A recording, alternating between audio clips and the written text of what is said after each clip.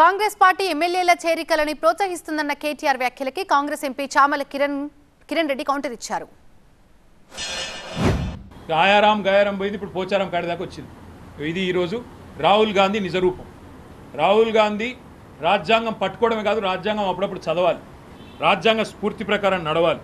అదే మాదిరిగా ఇంకా విచిత్రం, అసలు ఇవాళ ఒకరు కాదు, మా ఎమ్మెల్యేల ఇళ్లలోకి పోయి ఒక్కొక్కరింటికి ముఖ్యమంత్రి స్వయంగా పోయి పోచారం ఇంటికి, ఇంకా కేశవరావు గారి ఇంటికి పోయి ఎమ్మెల్యేల ఇళ్లలో పోయి బతిమలాడి భయపెట్టి వారికి ఏమేమో ఇచ్చి, మరి సిద్ధరామయ్య చెప్పినట్టు 50 ఇస్తున్నారా, ఎక్కువ ఇస్తున్నారా మాకు తెలియదు.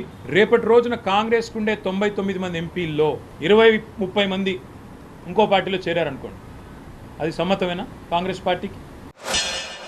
ఇవాళ ఎటు దోయక ఇటు పోయే ఎమ్మెల్యేలను కాపాడుకోలేక ఎమ్మెల్యేలను ఏం తోచక ఢిల్లీలో పోయి ఢిల్లీలో దాచుకొని ప్రెస్ మీట్ పెడుతుంది. పెట్టి ఇక్కడనే పెట్టి ఓపెన్ చర్చకు రండి.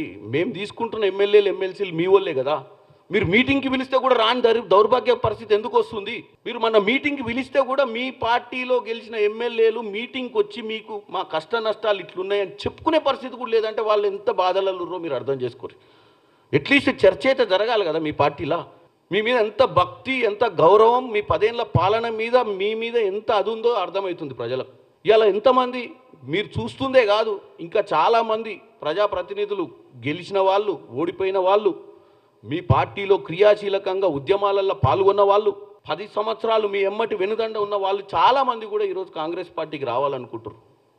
ఎందుకంటే ప్రతి నాయకుడు కూడా స్వేచ్ఛ కావాలని కోరుకుంటాడు.